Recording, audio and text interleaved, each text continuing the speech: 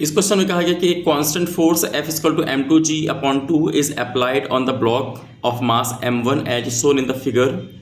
The string and pulley are light and the surface of the table is smooth. तो पूछा गया कि find the acceleration of m1।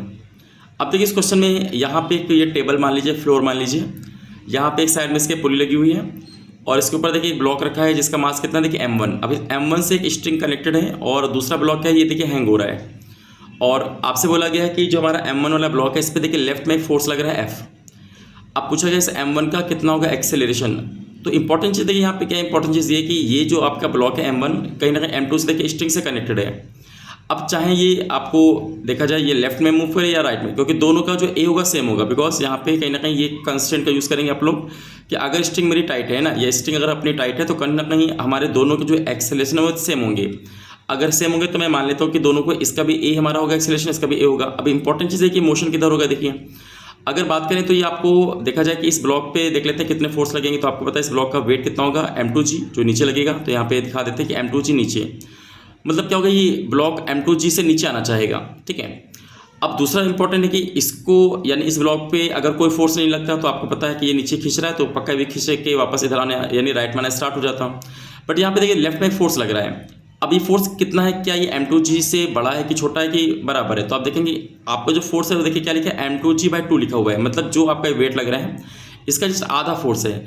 अगर ये half force है तो कंफर्म है कि ये वाला फोर्स फिर ज़्यादा हो गया। अगर ये वाला फोर्स ज़्यादा होगा तो ये वाला फोर्स की वजह से क्या होगा, ये ब्लॉक नीचे आने का ट्राई करेगा, यानी कि नीचे आप मूव करेगा।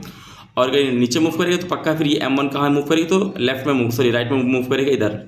तो पहला तो आंसर ये होगा कि हाँ m1 का जो एक्सेलरेशन होगा वो कहाँ होगा, वो राइट साइड में होगा। ओके, रीज़न भी आपको क्लियर हो गया हो कि हाँ इसका वेट ज़्यादा है और ये फोर्स क्या है, इस m2g का आधा है यानी हाफ है। तो कहीं ना कहीं हमारा ए क्या होगा, राइट लगेगा। अब कितना लगेगा तो इसके लिए हम इक्वेशन यहाँ पे बना लेते हैं।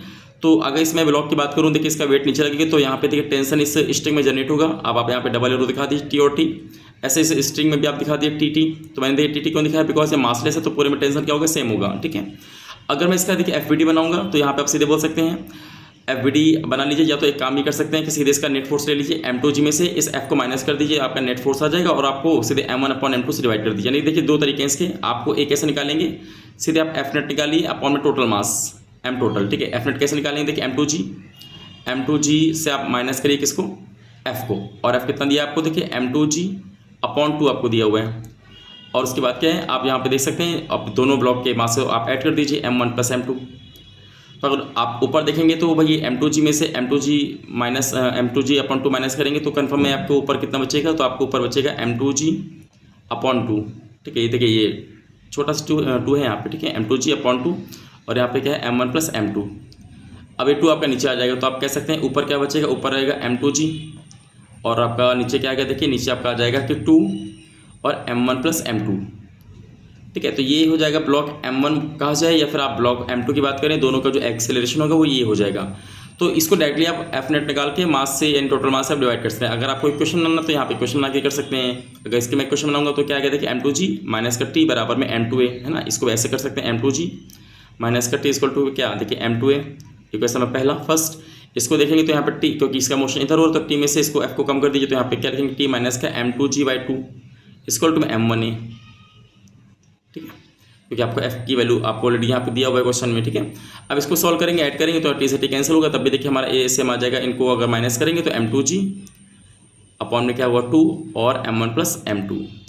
तो इस तरीके से इस क्वेश्चन में आप देख सकते हैं कि हमारा जो एक्सेलरेशन होगा वो बहुत ही आसानी से आप निकाल सकते हैं यहाँ पे।